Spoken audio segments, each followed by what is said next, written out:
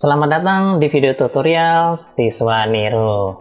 Kali ini teman-teman di sesi ke-8 saya akan menjelaskan tools-tools untuk kebutuhan drawing seperti pen brush, terus kemudian seperti pensil, airbrush, dan ada ink dan sebagainya, ink pen ya. Kira-kira kalau di software GIMP itu seperti apa? Oke. Sebelum saya jelaskan secara detail mengenai bagaimana cara tools drawingnya ada di GIMP, teman-teman jangan lupa like, subscribe, dan aktifkan loncengnya supaya teman-teman bisa mendapatkan video terbaru setiap minggunya dari saya. Oke, kalau begitu kita langsung simak saja videonya mengenai tools drawing yang ada di GIMP. Oke teman-teman, kali ini ya kita akan belajar bagaimana kira-kira tools drawing yang ada di GIMP, kira-kira bagaimana. Oke. Di awal kita akan coba buat lembaran baru dulu ya. Jadi lembaran baru seperti biasa saya harus ke menu file, pilihnya new seperti biasa. Terus kemudian teman-teman pastikan ukurannya standar saja. Standar bagaimana? Ya standar yang ada aja, misalkan A4 dan sebagainya. Saya pakainya A4 aja deh, A4 aja, A4 iya. Terus kemudian saya satuan ukurannya adalah landscape, ya landscape kurang lebih. Terus kemudian biarkan saja, tidak apa-apa. Lalu saya oke. Nah hasilnya seperti ini. Nah kondisinya kertasnya putih teman-teman ya. Nah teman-teman saya coba buat layer baru ya, buat layer baru yaitu dengan cara klik di bagian bawah. Saya sudah jelaskan di sesi sebelum brush ini di materinya mengenai layer. Teman-teman tinggal lihat videonya mengenai layer management. Oke, saya klik buat lembaran baru. Saya kepengen bentuknya transparan di layer 2-nya. Nah, jadi nanti di background-nya itu tidak akan tergores-gores. Itu dia alasannya. Oke, jadi alat bantu untuk tools drawing. Jadi bagi teman-teman yang suka gambar menggunakan Wacom. Saat ini saya tidak menggunakan Wacom, saya menggunakan mouse biasa. Wacom-nya saya tidak pakai ya. Kenapa saya tidak menggunakan Wacom? Karena ini kan masih baru pemula. Jadi saya menjelaskan fungsi kerjanya brush tool drawing yang ada di GIMP itu seperti apa. Tidak semuanya orang punya Wacom ya. Cukup lumayan mahal lah Wacom itu ya. Oke, meskipun ada yang murah itu tetap aja agak mahal karena bisa di atas 200, 300 bahkan 400 ribu. Bahkan sampai yang bagus 1, sekian. Oke, saya menggunakan mouse biasa. Terus kemudian teman-teman konsentrasi di bagian sini ya. Di sini kalau teman-teman perhatikan yang saya tunjuk di bagian tools yang namanya tools untuk tools drawing itu ada beberapa pilihan. Ada pen brush, ada pensil, ada airbrush, ink, dan my pen brush. Jadi ini semua saya jelaskan ya. Tapi ingat, materi yang saya jelaskan ini adalah untuk basic pemula. Jadi saya tidak membuat sesuatu yang wah banget. Tapi teman-teman setidaknya hari ini tahu bahwa oh cara makainya seperti itu dan gunanya bagaimana kurang lebih. Oke, yang pertama dulu deh saya jelasin mengenai kalau kita perhatikan ya, diklik di bagian namanya pen brush ya. Di sini ada 5 pilihan. Nah kita pilihnya pertama adalah saya tahan lama, klik kiri ya, klik kiri tahan lama, pilihnya pen brush. Shortcut tuh P ya. Boleh nggak saya ngapalin shortcutnya? Silakan. Karena banyak banget shortcutnya ya, dari setiap software beda-beda, nanti pusing sendiri, mendingan diklik aja. Di sini pilihnya pen brush. Pen brush itu dimana-mana pun sama ya. Oke, saya klik pen brush dulu, terus kemudian teman-teman pastikan di tool option. Di tool option ini ada size, ada aspect ratio, angle-nya, terus ada spasi dan hardness dan force. Itu untuk apa sih? Oke, yang bawahnya jangan dijelasin dulu, jangan dipikirin dulu nanti karena nih saya akan buat materi-materi tingkat lanjutan kurang lebih seperti itu. Karena untuk basic, jadi saya tidak terlalu detail karena waktunya takut kepanjangan ya teman-teman. Oke, yang pertama di sini ada size. Size ini fungsinya untuk besarnya dari goresan si pen brush-nya teman-teman ya. Di sini ada namanya pen brush. Jadi goresannya bisa dibesarin dengan cara ditarik kemari size-nya. Nanti lingkarannya akan besar kurang lebih ya. Seperti itu ya caranya. Kalau ditarik tinggal dibesarin dan sebagainya. Kalau teman-teman nggak suka tinggal di blok aja, di double klik di sini, langsung tinggal diketik oh saya maunya 20, langsung diketik enter, selesai. Tapi teman-teman juga bisa menggunakan ini saya ketik dulu deh, saya ketik misalkan 50 ya, 50. Nah, besarnya segini. Nah teman-teman kalau digores terjadinya kayak gini. Nah ini pen brush. Oke, mungkin ketika teman-teman digores di awal di kertasnya berbeda dengan saya karena saya sudah sering pakai jadi berubah. Nah ini saya defaultin dulu ya, saya klik di sini nih untuk defaultnya, reset default value shift. Jadi untuk optionnya saya klik dulu, saya klik aja deh, tekan saja. Oke, jadi teman-teman sebenarnya nggak usah di default, nggak masalah karena saya akan jelaskan fungsi di sini biar tahu. Oke teman-teman, jadi bahwa ketika saya menggunakan yang namanya pen brush ya teman-teman juga bisa mengontrol besar kecilnya dengan cara menekan tombol di samping huruf P. Itu ada kotak kurung kurawal, kotak sama kurung kurawal buka sama tutup. Nah begitu ke begini nih. Nah ya itu jadi shortcut ini hampir sama dengan di Photoshop. Bukan hampir sama, memang sama di Photoshop. Seperti ada foto seperti besarin, bisa besarin, tapi pelan-pelan ya. Ini saya tekan yang buka ya, yang tutup ya. Jadi dia besar. Ketika saya menggunakan kotak kurung kotak ya di samping huruf P itu mengecil kurang lebih. Jadi teman-teman shortcut untuk size ini berfungsi untuk pensil, airbrush, ink dan sebagainya. Jadi semua nih sama shortcutnya, semua sama ya. Oke. Jadi nggak usah bingung-bingung, cara besarnya sama. Jadi biasanya sih yang sering dipakai pen brush, pensil, sama airbrush. Oke, seperti itu. Kita masih pen brush ya. Oke, itu yang pertama. Yang kedua, di sini ada aspek rasio. Aspek rasio itu maksudnya bagaimana sih? Jadi teman-teman kalau misalkan kita perbesar, brushnya ini kan bentuknya bulat ya. Ini kondisinya dia 00. Jadi kalau misalkan saya kurangi kecil, jadi dia akan pipih bentuknya. Nah kayak gini, tuh, ya bentuknya akan pipih. Itu karena kondisinya dia ke sana. Nah kalau saya besarin ke kanan, dia kebalikannya. Nah seperti itu, teman-teman bisa ngeliat ya hasilnya. Nah itu dia. Untuk apa Pak? Ya siapa tahu kalian ingin membuat gradasi-gradasi. Jadi kalau ketika kita bermain yang namanya drawing, menggambar, itu ada goresan miring, ada goresan lurus, ada goresan silang, bisa menggunakan teknik ini kurang lebih ya teman-teman. Ini sangat membantu, lebih mudah ketika kita ingin membuat goresan. Nah, lebih enak.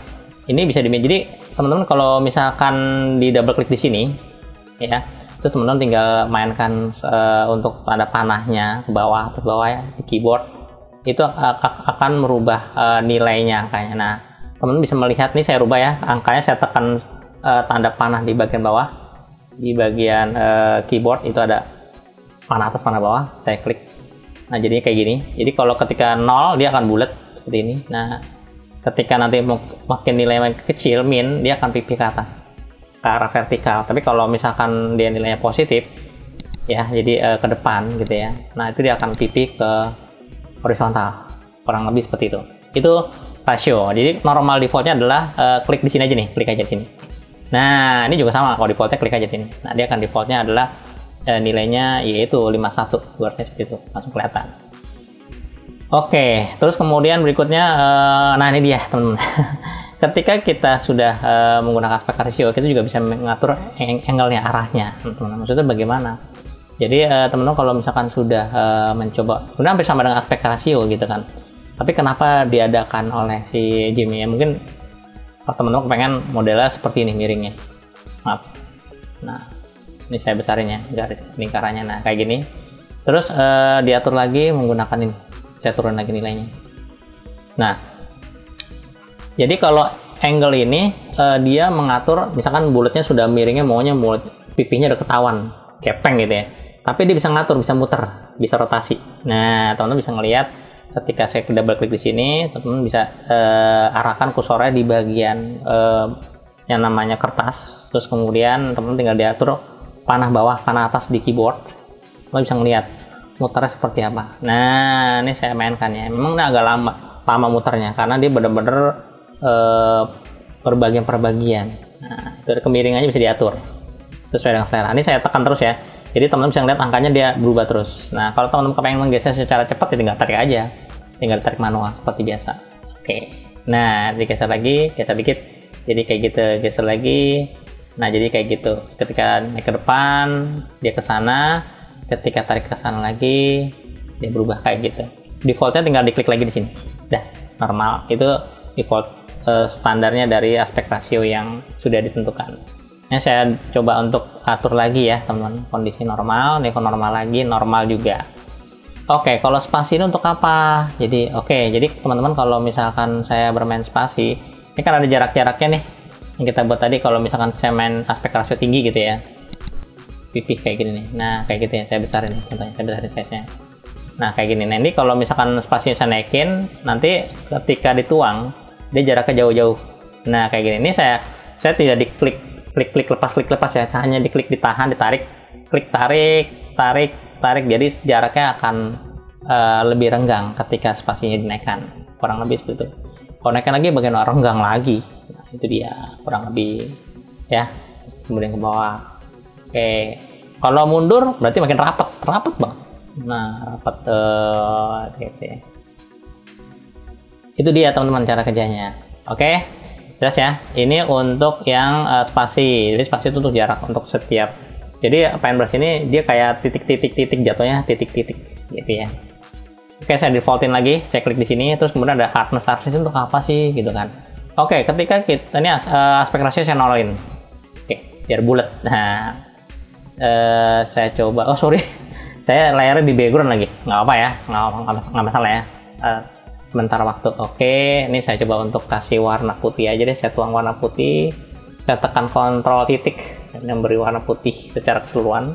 Kenapa saya tekan kontrol titik? Karena dia mengambil warna belakang. Kalau saya tekan kontrol koma, itu mengambil warna yang depan, yaitu foreground. Sedangkan kalau ya kontrol titik, itu memberi warna pada bagian yang background, warna background yang ada di sini. Oke, teman-teman, karena harness itu untuk apa sih? Ketika saya gores seperti ini. Nah, jadi harness ini kondisinya saat ini adalah 100. Oke, saya klik defaultnya dulu ya. Defaultnya 100 di sini kondisinya. Sebenarnya sih nggak 100. Jadi saya coba turunin ke bawah. Nah, ketika nilai hardness-nya rendah, ya, dia akan ngeblur tuh kayak gini. Nah, ini dia, ya. Ini Paintbrush tuh kayak gini. Ketika makin 0, berarti makin ngeblur. Oh, kayak gitu jadinya, ya. Nah, itu cara kerjanya gitu, teman. Ya, jadi teman-teman tinggal mengatur apakah mau misalkan goresnya pekat, tidak ada blurnya, ya teman-teman tinggal diatur hardness-nya dinaikin, selesai cara kerjanya gitu ya. Oke, terus kemudian yang berikutnya force ini sebenarnya hampir sama dengan opacity, jadi kekuatan force-nya, kekuatan. Jadi ini saya coba tekan kontrol titik ya, biar saya putihkan dulu, terus saya coba gores lagi, terus force-nya saya rendahkan. Apa yang terjadi. Nah, lihat teman-teman, saya rendahkan lagi apa yang terjadi. Lebih tipis ya. Itu dia. Jadi goresannya apakah mau lebih kuat atau tidak. Itu dia teman-teman. Oke, saat ini saya coba defaultin lagi, terus kemudian saya coba untuk konsentrasi di bagian yaitu kondisi Paintbrush, baru Paintbrush ya. Dan teman-teman juga bisa melihat bahwa saat ini brush kita normalnya pakai yang mana. Nah, saat ini saya pakai yang ini nih. Nah, kalau teman-teman mungkin pada saat digores warnanya ngeblur, mungkin teman-teman terpilih yang di sini. Nah, biasanya ini dia. Ini defaultnya dia ya beda. Nah, biasanya kalau di awal-awal, kalau kita baru buka gym, dia defaultnya ini. Tapi kemarin karena saya sudah saya pakainya yang ini dia. Beda ya, tergantung pilihan. Oke, jadi karena saya pilihnya ini, berarti defaultnya dia pekat. Tapi kalau saya klik yang di sini, di brush ini, berarti defaultnya adalah yang ngeblur. Ingat teman-teman, brush yang ada di sini adalah tampilan untuk memilih jenis-jenis bentuk brush yang sudah disiapkan oleh si Jim sendiri. Oke, simpel. Ya. Oke, nah sekarang kita masuk. Ini saya coba ini jangan dulu. Apply jitter jangan dulu ya, teman-teman. Oke, jangan dulu. Nanti pusing karena banyak banget. Karena saya membuat video jangan terlalu panjang kurang lebih. Oke, kemudian saya coba tekan kontrol titik. Terus saya coba bermain yang namanya pensil. Pensil itu bagaimana? Nah, ketika saya gores, nah pensil kayak gini jadinya teman-teman. Nah, itu dia. Berarti berbeda. Sebenarnya hampir sama dengan yang namanya Paintbrush. Nah, kalau pensil bedanya di mananya? Nah, gini. Jadi kalau kita bermain dengan Paintbrush dan pensil, ya. Kalau pensil biasanya dia agak-agak ngikutin tangannya lebih detail ya. Artinya kalau saya nancang sedikit dia terbentuk gitu dengan baik, kurang lebih seperti itu. Nah, semua fasilitas yang ada di pensil itu sama seperti di Paintbrush. Jadi saya tidak akan menjelaskan ulang. Ada force-nya, ada hardness dan sebagainya. Kalau misalkan hardness-nya, kalau defaultnya dari si Paintbrush itu biasanya default brushnya ngeblur ya, normalnya ngeblur soft gitu ya. Tapi kalau misalkan pensil biasanya dia pekat. Pensil jarang yang pinggirannya ngeblur gitu kan, jarang yang goresannya ketika digores terus pinggirannya ngeblur, pasti dia pekat, selalu pekat. Ciri-ciri pensil seperti itu kurang lebih. Sama aja kalau temen gores seperti apa ya, kalau di buku gambar sama kurang lebih. Terus kemudian teman-teman juga bisa ngeliat kalau misalkan defaultnya saya seperti apa nih, defaultnya diatur aja, diklik aja di sini defaultnya. Nah itu dia ya teman-teman. Oke, untuk yang pensil force-nya tidak aktif, itu yang membedakan. Kalau Paintbrush aktif, jadi ada tipis tebalnya, transparannya ada kalau untuk yang Paintbrush, sedangkan kalau pensil nggak ada. Ya itu dia teman-teman ya. Jadi memang benar-benar langsung goresnya pekat. Itu dia. Jadi kita tidak bisa mengontrol tipis tebalnya dari si pensilnya. Tebalnya maksud tebal dalam warna ya, bukan tebal dari goresan. Nah, kalau goresan di sini itu sama, goresan di sini ya. Oke, yang saya maksud di sini transparan adalah ketika saya tuang, saya gores, itu benar-benar hitam. Kan ada yang abu-abu, ada yang agak putih-putih. Nah itu dia. Jadi kalau untuk si pensil tidak ada. Di sini force-nya dimatikan oleh defaultnya GIMP. Kurang lebih itu dia perbedaannya di antara Paintbrush dan pensil. Oke, selesai untuk pensil. Untuk parameternya sama ya, apply jitter dan sebagainya sama semuanya di bawah. Ini saya normalkan kembali. Terus kemudian saya tekan kontrol titik untuk memberi warna putih background. Terus kemudian saya pilih yang airbrush. Airbrush bedanya apa? Nah kalau airbrush sendiri teman-teman dia sifatnya semprotan. Kalau Paintbrush dengan pensil kan digores langsung. Paintbrush tuh kayak spidol gitu ya. Sama kayak pensil juga spidol ya. Kalau untuk airbrush sendiri ketika saya gores memang tipis ya, memang tipis karena dia semprotan. Jadi kalau teman-teman diem di tempat, klik, tahan lama, nanti warnanya akan tajam. Nah itu dia teman-teman ya. Oke, nanti saya besarin dulu deh, kira-kira besar gini. Nah ini dia. Oke, perhatikan. Ketika saya diem di tempat, dia makin pekat. Nah itu dia. Jadi memang kayak semprotan airbrush, itu yang bedakannya. Kalau untuk yang parameter size, aspect ratio semua sama, tinggal kontrol. Nah dia force-nya juga hidup, kurang lebih seperti itu ya. Jelas ya? Paintbrush itu seperti kuas, ini pensil, sedangkan kalau airbrush itu seperti semprotan. Simple, sederhana. Ketika teman-teman diam di tempat, otomatis semprotannya akan nyala terus sampai benar-benar pekat. Itu dia kurang lebih. Itu yang namanya Paintbrush. Selesai ya. Yang bawahnya saya belum jelasin dulu, belum ya. Jadi saya jelaskan kira-kira fungsinya untuk apa dulu. Nah dia. Biasanya kalau airbrush ini buat ngelukis kayak semprotan, menggunakan teknik semprotan, kurang lebih seperti itu. Oke, saya coba tekan kontrol titik dulu di bagian apa namanya, misalkan kertasnya dikosongkan. Saya mencoba untuk yang namanya ink. Nah, ink ini untuk apa? Nah, ink ini sebenarnya digunakan untuk buat tulisan kaligrafi. Jadi teman-teman yang suka menulis kaligrafi, ini sangat cocok menggunakan teknik yang namanya ink. Ya. Kalau size hampir semua sama, ukuran besar, angle itu kemiringan. Ya, teman-teman bisa tinggal dicoba-coba aja. Kalau misalkan saya besarin, saya gores kayak gini, saya naikin ya, saya besarin. Nah, ini akan gores kayak gitu jadinya. Oke. Terus saya besarin lagi, makin besar lagi. Kurang lebih seperti itu ya. Tapi resiko makin berat. Oke, saya geser ke bawah lagi. Terus kemudian ada angle-nya juga sama. Ini kemiringannya. Nah, kemiringan ini karena dia bulat nggak ketahuan, teman-teman. Karena dia bulat nggak ketahuan, jadi teman-teman harus memilih di sini apakah mau bulat goresannya, semprotannya, dituangnya. Nah untuk ink ini teman-teman sangat beda dengan Paintbrush dan si pensil. Dia memberi tuangan dari gambaran drawingnya itu ada 3. Ada bentuk yang bulat, ada bentuk kotak, atau bentuk yang bentuknya kayak ini ya. Ketupat kurang lebih gitu ya. Diamond, orang bilang diamond, ada square, ada namanya circle, kurang lebih. Teman-teman nggak pilih, kalau klik ini berarti nanti bentuknya dia ketika diklik sekali bentuknya bulat, kotak. Kalau ini bulat, klik sekali bulat. Kalau ini adalah diamond. Itu dia ya. Oke.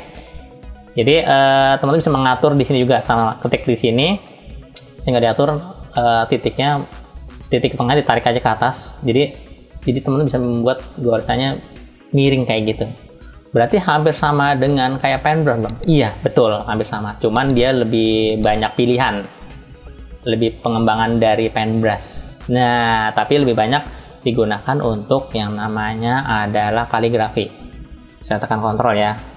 Kadang-kadang kan ada, misalkan saya mau tulis nama saya gitu kan. Nah, oke. Ya, gitu ya. Terus kasih set, nah, Sichuan, nah gitu ya. Atau teman-teman mau buat sesuatu misalkan kayak gini, set, nah kayak gitu juga boleh, atau begini. Setelah buat gini boleh, ini juga boleh, ini juga boleh. Nah itu teman-teman boleh menggunakan teknik-teknik ini juga boleh, tidak apa-apa. Oke, tinggal buat lagi kemari, terus buat lagi kemari, set. Oke, lakukan. Nah, silahkan gimana caranya. Nah, ini salah satu contoh. Ini saya pakai tidak menggunakan Wacom ya, teman-teman. Saya menggunakan yang namanya hanya mouse biasa saja. Oke. Nah, biasanya orang-orang drawing tuh suka dengan alat-alat bantu yang lebih lengkap ini. Tapi nanti ada satu lagi teman-teman yang lebih lengkap lagi mengenai gambar, wah lebih keren lagi itu ya. Ini salah satu contohnya seperti itu ya.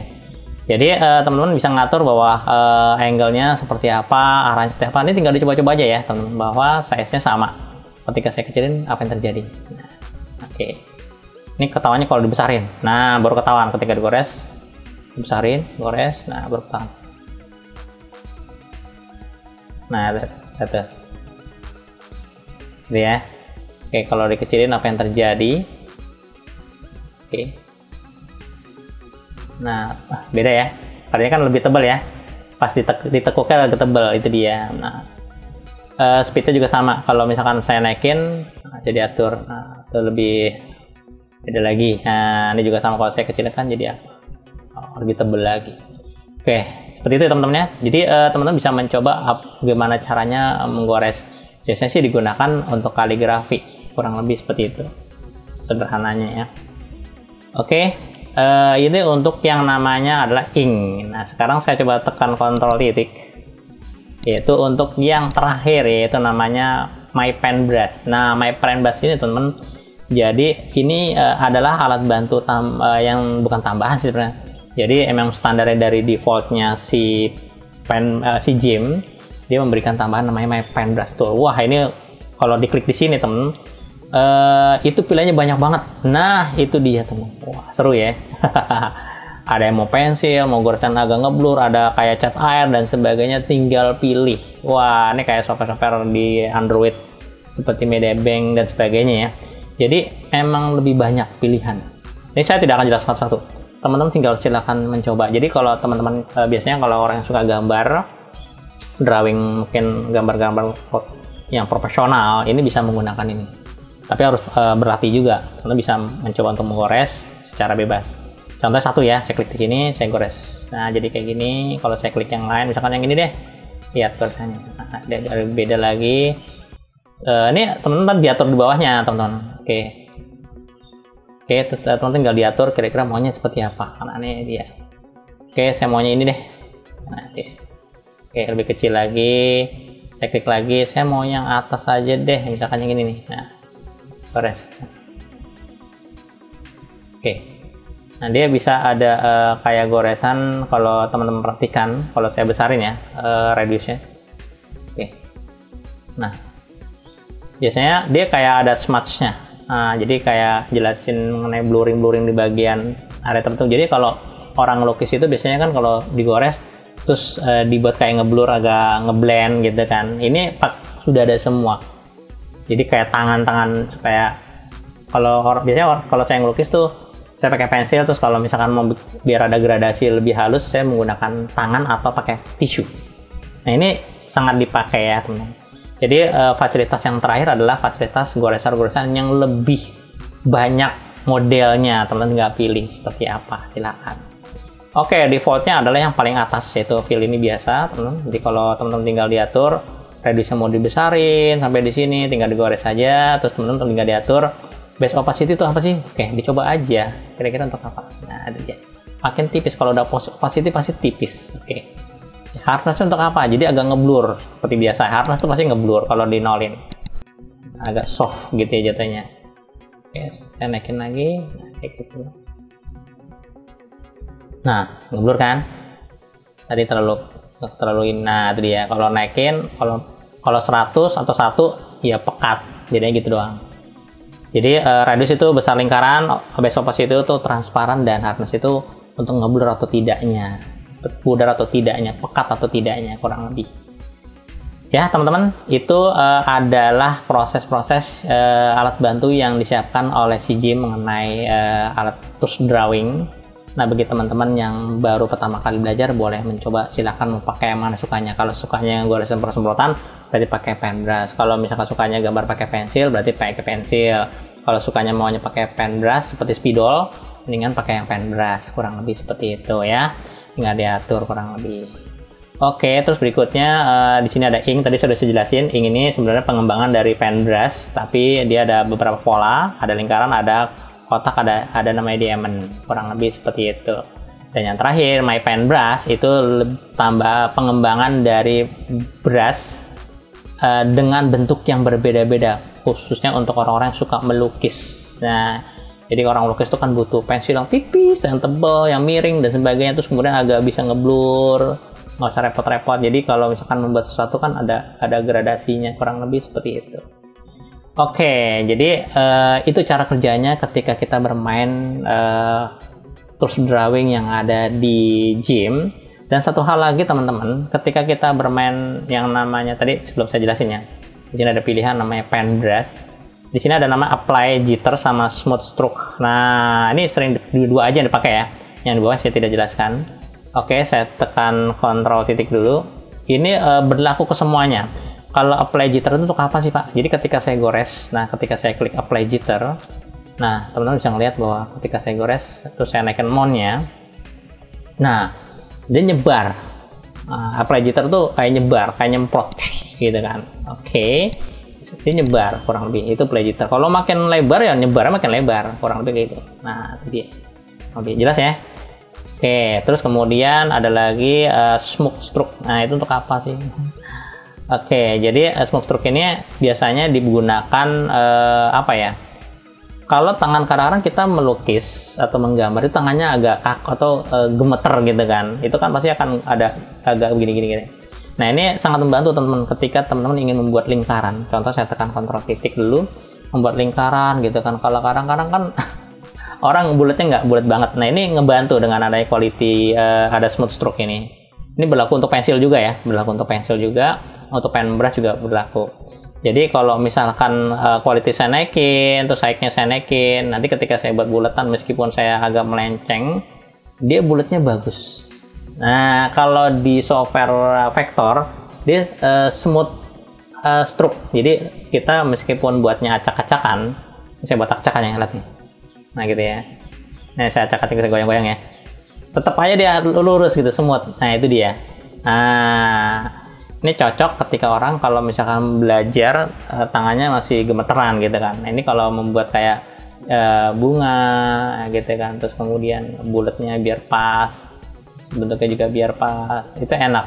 Nah gitu ya, dan sebagainya, kurang lebih seperti itu. Tapi kalau misalkan saya membuatnya saya nolin itu nanti setiap gemeteran gerakan tangan kita yang sensitif, dia akan langsung ngebentuk. Contohnya kayak gini. Saya coba kecilin ya quality-nya. Oke, hack-nya juga sama. Nah, dia ngikutin tuh, gitu. Kita gerak dikit ngikutin. Itu dia, teman-teman ya. Biasanya sih ketahuannya ketika kita menggunakan pensil. Pensil juga ada sama smooth stroke ya. Ketika saya gores pensil, kita gores, ketahuan gitu kan. Ini saya kecilin dulu brushnya deh, size-nya deh. Nah kayak gini tuh ya kan. Jadi apalagi kalau mouse-nya kaku, dia agak kayak patah-patah. Nah tapi ketika kita menaikkan nilainya, itu lebih smooth, enak, membantu. Ketika mau misalkan ada meja kita kasar atau kertas kita kasar, atau kita masih kaku menggunakannya, dia akan lebih halusnya. Itu dia. Memang agak lambat karena dia membuat supaya gambarnya lebih halus. Itu dia. Ini enak nih kalau membuat gambar-gambar yang ngelukis drawing yang lucu-lucu atau yang smooth-smooth juga bisa. Itu dia teman-teman.